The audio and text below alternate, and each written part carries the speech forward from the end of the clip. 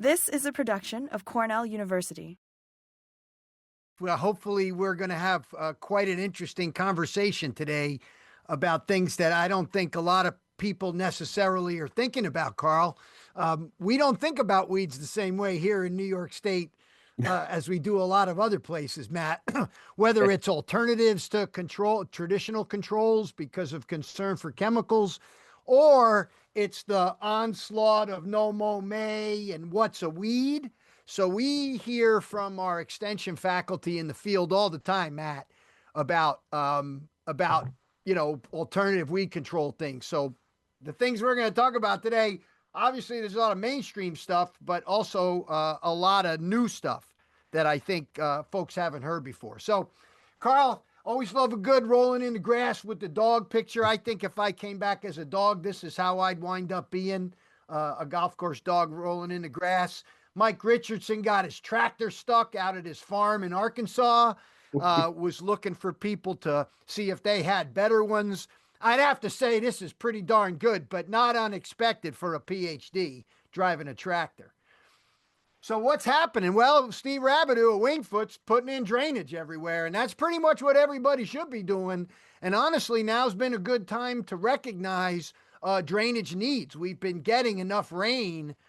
We've been saturated that obviously, hardly anybody's been throwing water, but certainly they've been trying to get rid of the water. So this is obviously a good time. And we don't talk a lot about drainage, but, whether it's being able to get carts out, right, and make money, or whether it's able to keep the course playable where you can have some firmness after even an inch rain. But I mean, we're talking about large rainfall events that are just drainage would help keep away the standing water at this point.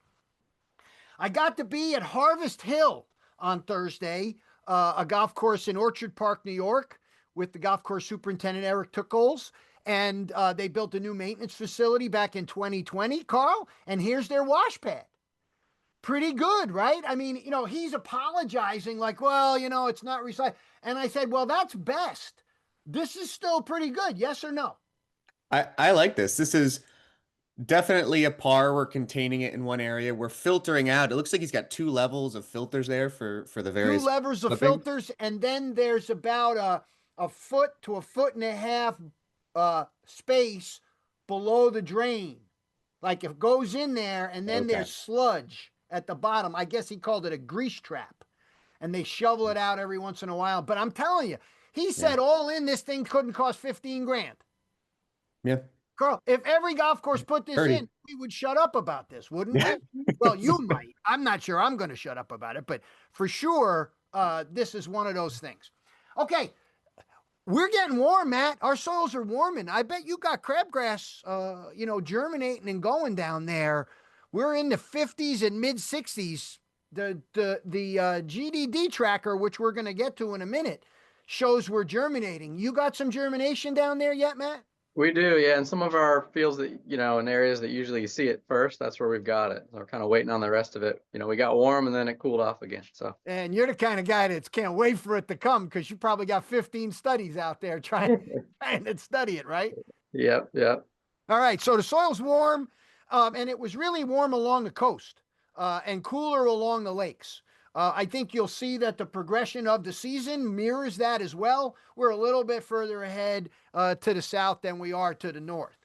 And Matt, I want to get your thoughts on this. I'm sure I've asked you this in all the years we've been yakking on this show.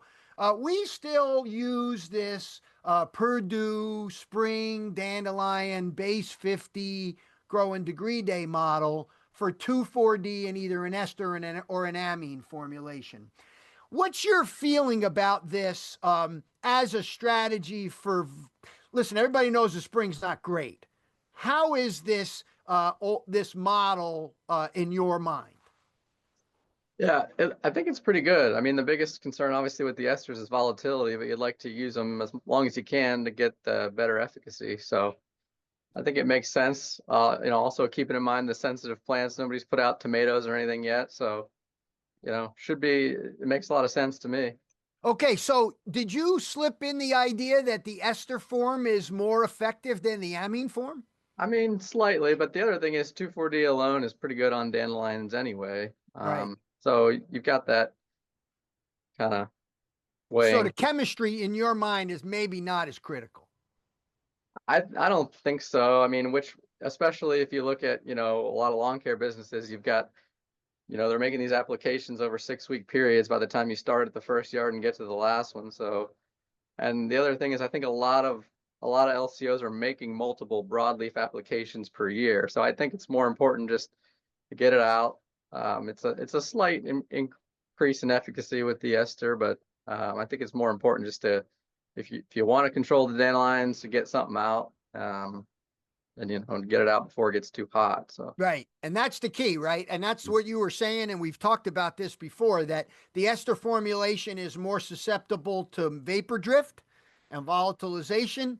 So as you said, if they start in early May spraying and they're still spraying by the middle of June, as soon as you get above 75, 80 degrees on a bright sunny day, you're going to start to see volatilization. Yes, Matt?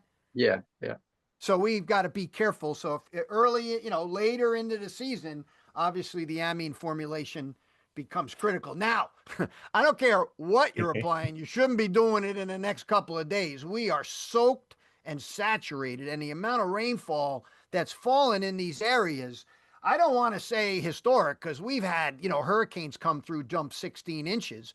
But I heard our climate center mention, over 5+ inches in the Connecticut River Valley, maybe as many as 9 inches in the Connecticut River Valley. So you're talking about enormous amounts of rainfall. Soils are saturated. Anything you apply today, if it rains tomorrow, it has no place to go because the soil's filled up in many places with water. And so the only thing that's going to happen is runoff. And that's why we're recommending, especially if you're in those red or orange areas. I know, Matt, lawn care guys don't like this, and we don't stand, we don't go to the wall on this, because this is sort of a rule of thumb model that we built from a manure thing. But imagine having to say, hey, it's a perfect day, but you can't apply today because it's going to run off tomorrow. I don't think you're going to find a lot of lawn care companies that are not going to make the application today. What say you? Yeah, I mean, there's a lot of logistics involved. I know even in our trial work, obviously we wouldn't spray today, but we were spraying yesterday, just trying to get things out. So there you go. Yeah, it's tough when you've got a lot of accounts and that kind of thing. You want to at least get a couple hours of dry time, I think, though. Yeah. So, yeah, the water solubility of the broadleaf herbicides gets me concerned. Yeah, from an environmental perspective. Yeah, for sure. What do you think, The Carl? other thing there, Frank, is the hours of leaf wetness. We've had no sun, it's foggy, and so we see our dollar spot model pinging up a bunch. We haven't seen dollar spot, but primarily there you go. Primarily because hours of leaf wetness are probably like 14, 16, 18 hours a day. So it never dries. It's just sitting there in the water. Yeah. But it looks like some drying is coming because the model seems to be reacting to it. And so if you haven't seen dollar spot and you haven't made an application, the model seems to indicate an application now wouldn't be warranted with the slope of the line, right, Carl, in the negative fashion here. So again, if you're sitting on a large fairway app and you're able to delay it, and you didn't see it in those last few days, as Carl mentioned, where leaf wetness just didn't let up, you're probably in good stead right now and not have to make an application. Okay. All right, Matt, now we're going to have some weed conversation. We're here. And for sure, we saw a lot of lawns in the fall, Matt, go into the winter dry and weak and thin. And now, you look at GDD Tracker, and right now it looks like germination is well underway in a lot of places. But, where you are and south of the Pennsylvania, New York, Massachusetts border, we've still got a little bit of time yet. I think Randy mentioned up in Amherst that he was starting to see it, like you said, Matt, in areas along buildings, heat sinks, and things where it gets pretty warm. So Carl's got a question for you about applying a pre versus seeding, Carl. This was a good one. Let's hear from Matt. Yeah, Matt, when we were down in Delaware, I caught a brief portion of your talk talking about sort of a more ecological approach to weed control. Instead of just spraying a bunch of products, which one kills the weed the best, incorporating some of these early post with seeding, looking at seeding rates. So I guess my first question is, which situations maybe lean towards me wanting to go the pre-emergent route or the early post and being able to seed into that early post route? Are there certain situations I should be going towards one or the other with? Yeah, so you're talking about an early post as something you can use safely around seeding. Yeah, like a Yeah. trace or something It's like tricky. I mean, and we were in the situation here, probably like you guys were last fall. People put out seed in early September. We didn't have rain in September. We didn't have rain until the end of October.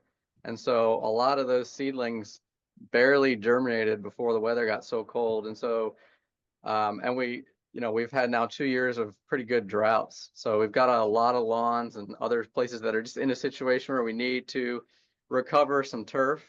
And that's, I think our biggest defense against crabgrass. We always think about chemicals and split apps and what herbicide to use, but really the best thing we can do, I think, is get some turf established. And so a lot of people, and I was talking about this in my winter seminars, we're kind of in this situation you mentioned where you got to make a decision. Do I, put out a pre, or do I abandon my typical pre-program to try to get some seedlings along? And it's a tough call because, that early post route, especially in lawn care situation where you're only visiting the property every 6 weeks and it's harder to make adjustments. That early post, strategy is a lot more prone to breakthrough, a little more complicated, something a lot of us aren't familiar with, things like mesotrione or whatever, where you can use them safely. So it's a really tough call. I don't know. I think if you're looking, at a situation like you've got on the left where it looks like there's not really any turf there, you've got you're looking at probably big crabgrass plants. I don't know if you can sod. That's an opportunity. I don't know that I have a good answer other than just to say that, in all the work we've done over the years with crabgrass control, the most important thing is to have a good stand of turf. So almost if you had areas completely burned out from drought stress, poor soils, the turf didn't even make it through the drought stress, I'd probably be trying to seed and do some early posts. And if you've got a situation where, okay, you've got some clumps in there, maybe you can just put a little bit more fertilizer on them to try to get them to fill in and use your typical pre-program, then that's probably what I would do there. I don't know. So that's a good point, Matt. I mean, if let's say, that seed came up from the fall like you described, and the seedlings are coming up and you're like, okay, let me goose it with some nitrogen. And, we're talking about April now, right? The issue is that everything sat there for a month. I mean, even in this spring, we didn't have enough warmth to get things going. But I'm thinking about if I can get that established, more seed, a little bit of fertilizer, and I get weeds coming up, okay? Do we still have good herbicides for seedling turf? We had one, what was it, Square One? I don't know if that's still available. I think it's that's not being made anymore. The quinclorac plus, I think it was sulfentrazone. Yeah. Yeah, that's not available anymore, but you're right.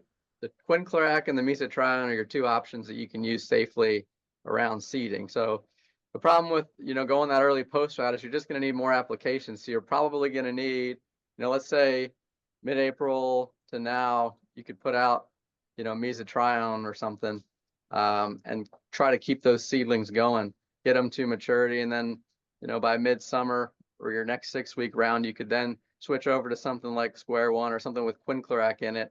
Yeah. And then you're still allowing those seedlings to establish because you don't have a pre out there. I think that's a good strategy. You just have to know that you're more likely to see breakthrough and problems and that kind of thing. But I think that's your only option if you've really got no turf there, because you don't want to go through the summer with still no turf there because you put out dimension on, juvenile seedlings. So that's right. Yeah. Because this is year 2 of drought. So we're really, late summer drought. We're really kind of up against it here. But I like that approach, and I think if you start, now with the early post, mesotrione probably would be better now than quinclorac. it's got a little bit better soil residual, and we don't even have crabgrass up yet in most places. And then your next round is something with quinclorac, and then the round after that would probably be another quinclorac by the time we get to mid to late summer. Then you can hopefully get through this and have some turf there. Yeah. I think that would be a good approach if you can pull it off. Yeah. And I also think, in places where, in sports fields, where Yeah. spring seasons are wrapping up now, and maybe school districts can't do this, but other places can, where you get the seed out and you're disturbing and trying to get it growing before the summer comes. Those early post applications are probably good. Now, Carl, you got another question for Matt about how sometimes one plant keeps another out. Sounds like a form of allelopathy to me. Well, so that's interesting you say that, because I think there was a paper, I don't know if you were on it, Matt, but I saw Aaron Patton was on it about alleliopathy recently, and there's probably not a whole lot of it. And again, it comes back to, do you just have a full stand of grass? But what you and I have seen, Frank, in the field is whenever we get these clover mixes, and actually I think Paige is on the webinar attendees list today, so Paige, chime in if you're in there. But when you have this nice mix of some turf grass and some clover, we see this in low input fairways. We never see crabgrass in here. And it's one of these things like, why would that be the case? Is it a nitrogen fixation thing? Is it a light penetration thing? Matt, I think you've probably seen this too, and you've played around with putting clover into different turf systems. Any comments from you on sort of why this might be the case? Yeah, I'm glad you brought this up. We're in year 2 of a study where we actually looked at 7 different turfgrass species with alone, and then with microclover, and also with a white Dutch clover, because we've seen this anecdotally that when we have clover patches, we never get any crabgrass in them. And so we're the first year we established the plots in fall 2023. So we got some data through last summer, and we got up to 90 or 90, I think it was about 90% crabgrass suppression when we had clover in the plots. Particularly, it really improved Kentucky bluegrass and perennial ryegrass, because those are kind of the most susceptible to crabgrass. So we were, really shocked. We expected the clover to provide some suppression, but we were shocked when we were getting, 90% crabgrass control just by including the clover in the mixture. And so you're right. The question is why? I don't have a good answer for you on that. I think there's 2 potential routes. One is allelopathy, and there are a few reports of clovers providing some allelopathy, not against crabgrass, but against other plants. But then the other is the shading factor, and is having those, trifoliate leaves that kind of just shade out the turf helping. And one of the papers that came out a few weeks ago from Aaron Patton's group, not related to allelopathy, but from Vera Vukovic, who's a student in Aaron's group, showing that just how susceptible crabgrass is to poor light penetration in the spring. And it's not that a good stand of turf or a good stand of turf in clover inhibits the crabgrass seed from germinating. They showed that the crabgrass seed actually germinates in the dark. But what happens is when you have really poor light or very little light, getting down to the turf canopy, the crabgrass seedlings just don't grow well and likely don't survive. So we don't know this clover effect. Is it light? Is it allelopathy? Likely some combination of the 2. I'd like to study that a little bit more. We know there's some allelopathy from some of our fine fescues. The other interesting thing we found in that trial I just talked about is, as you would expect, the fine fescues were the most resistant to crabgrass invasion, and then having clover in there helped out a little bit more. So it's a good question. Why? But we've got a first set of data that shows that, in a scientific type study, that the clover does suppress the crabgrass. So. All right, Carl, you got questions? So we'll have some comments in here as we go, but I think, Frank, when you and I go on fairways that look like this, again, rural upstate New York, we'd call a lot of these golf courses sort of mom and pop. They don't have fairway irrigation. And honestly, clover, Kentucky bluegrass, or perennial ryegrass fairways work pretty well. It keeps the ball up. I know some people think clover's a weed, but at this height, it's not really flowering. It sort of supports the ball enough to have a good fairway line. We're like, man, maybe that's a reasonable thing to consider moving forward. Is clover out there? Because we don't want crabgrass there. I mean, the problem with crabgrass is it's not always there. It's only there for a period of time because it's a summer annual. So, Matt, we're going to look forward to more of this. We're not done. We're only getting going here. So I have some questions about Fiesta. We got two more alternatives. We got Fiesta and we've got rolling that we're going to get to. So let's start with Fiesta. I always thought about Fiesta as a liquid product. I've seen it as a granular product. I know that it burns dandelions. I know that it has some activity in oxalis and on some clover. That none of that really surprises me. But I saw Eric Maurer gave a presentation showing your data with Fiesta, and I did some screen grabs of it. And the first thing I want to ask you about is a bit surprising to me, is that it was looked at for pre-emergent control. And I know we've probably talked about this in the past, but this is your data where you did in 2018, a long time ago now. I mean, this is many moons, 7 or 8 years now. You made 3 apps, June, July, and August. And then you rated it after the fact. And then you did it again. Then you did it again in another year, right? Where you made applications in April, May, June, and July, right? And it sounds like, let me get to the conclusions and save you some trouble here. It worked better than corn gluten. It works early post better than pre-emerge. And honestly, the fall is a good time to do it. So talk to me about Fiesta as a pre-emergent crabgrass control, because I hear this a lot. Yeah, it's a good question. It's a good refresher on that data. So what I remember from that is that we were looking at pre-emergence applications. True pre-emergence didn't do anything. It was really an early post where we never really were able to figure out what the best time was. But when we applied it early post-emerge, it did seem to kill some crabgrass seedlings when they were juvenile. And I think the thing is, we were looking at pre-emerge, but iron gets tied up in the soil pretty quickly. So that's probably why the pre-emergence didn't work. And the key was getting it out on juvenile crabgrass seedlings. It seemed like there was maybe like a 3-week window or something where we could actually get some control. It was never as good as a synthetic product, but where we could get some control. And then once we got too far into the season, like mid-June, maybe late June, the crabgrass seemed to just grow through it. And then you also get concerns with phyto on the turf, where when we've applied Fiesta at those higher rates in midsummer, it really burns the turf. So it was definitely interesting. But that was what we saw was, some window in the spring where we got some control, sort of like the rolling where we may talk about. It's like there's this particular window where the C4 grass is juvenile and also maybe temperatures are cool, where it's more susceptible to some of these, moderately toxic things like rolling and Fiesta. So okay, thanks for setting me up, Matt. Appreciate you doing that.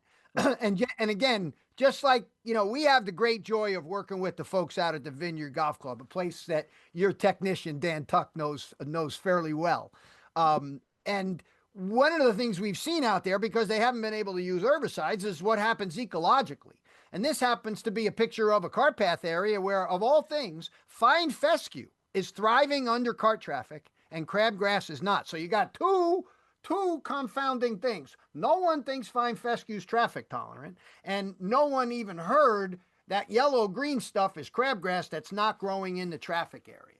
And I know, Matt, we've talked about this, but when we did some work where we were locked up during COVID, we did some rolling with a very lightweight roller and a workman, and 10 times per week, a year after we stopped, still gave us crabgrass control. So this creates a little bit of a problem in my head about what you said, and I agree with. If you're rolling this thing when the plants are young, you're probably crushing them. But what the hell is this, where it's a year after and it's still not establishing very well? Now, Chris Sitko, our director of golf and sports turf and guest on the show occasionally, did this work at the Vineyard Golf Club, where he rolled a section in a fairway that had crabgrass 6 times a week, and you can see he was getting what looks almost like you sprayed the plot, Matt. Quite unbelievable, that kind of result. Now, Carl, you've shown anecdotally where at our botanic garden, where, as you can see, the car lines and the traffic lines here, there's no traffic where there's no weeds where a lot of carts go through this area. And as soon as you get off of it, you have better turf where there's traffic, thinner turf where there's no traffic, more weeds where there's no traffic, less weeds where there is traffic. So the only other person other than you and me, Matt, to mess around with this, I think, was Doc Watson in 1950. He showed a paper where he put some flats of soil in the greenhouse, compacted the soil, and this is the sum total of what he was able to conclude, and it's about all I've been able to find. So here's where we are now. We've seen this. We're going to play around with it. I heard you and Carl chatting about it in advance. So let's get everybody up to speed. Where is your work at with this? And what have you seen so far, and what are you continuing to look at? Sure. So we've looked at 2 different types of rollers and different frequencies in 2023 and 2024. Our 2023 data were pretty more definitive that 3 times a week with a heavy roller, like in our case, we use a whacker, which is almost like a highway roller because we don't have the Salscos that they typically use on the golf course. And then we looked at that, and then a water-filled roller that you could buy at, a hardware store and tow behind your tractor at home, kind of thinking lawn care. If we rolled 3 times per week with the whacker, we got pretty good crabgrass control. Whenever we did it with the water-filled roller, it was significantly less control, kind of minimal control. Okay, so weight matters. Weight seems to matter. Yeah, I think so. So what about 24's data? What did the 24 data show? Yeah, less definitive in 24. That 3 times per week rolling with the heavy whacker roller definitely had some control, but it wasn't nearly as definitive as it was in 2023. So it was a different site. So we got to figure out what's going on there. I think what we've kind of talked about, and Carl talked about with what you guys are planning to do this year, is I think we suspect that the crabgrass is really susceptible when it's juvenile and when the temperatures are maybe not great for C4 plant growth. So we need to kind of hone in on that, because what we've noticed is, once we get to like probably late June, mid-July, the crabgrass plants just seem to love it if they can actually get established. So I think it's just that early stage, but we haven't actually isolated that because our rollings have gone through the end of July, in the past 2 years. So this is good. Yeah. So what do you think, Carl? And it's good you brought it up in the Fiesta conversation. There's a sort of narrow window, right, where Frank, we talked about 6 times rolling per week, 10 times on some of those long plots that we did. And that's just not feasible for even a sports field manager or, let alone a golf course fairway to do. But if you can get to 3 times a week, like Matt, like you're looking at, if you can get just in the right window, if there's a 3-week or 4-week period that you can go out every other day and roll and get crabgrass control, that's sort of what we're looking at to be like, that's an achievable thing someone can do for weed control, especially our K through 12 fields here in New York who can't use basically any synthetic pesticides without an emergency exemption. That's something they could maybe get to, versus if I tell them you got to roll 5 times a week for the whole season, not going to happen. But if we can find that window, I think that's something that has some really good promise. But it's probably going to be this thing. You got to find the window, and then there's expertise and some knowledge involved in that. And oof, that's going to be maybe a barrier in its before I let you go, Matt, and Carl, I don't know if we've got any questions or comments because we're at the witching hour here. I'm sort of curious about how you would imagine the effect persisting a year after. Yeah, that's the other thing you pointed to, that compaction study from the greenhouse. I mean, we haven't seen that in our plots, but I think that's another thing is that compaction affecting the seedling's ability to survive?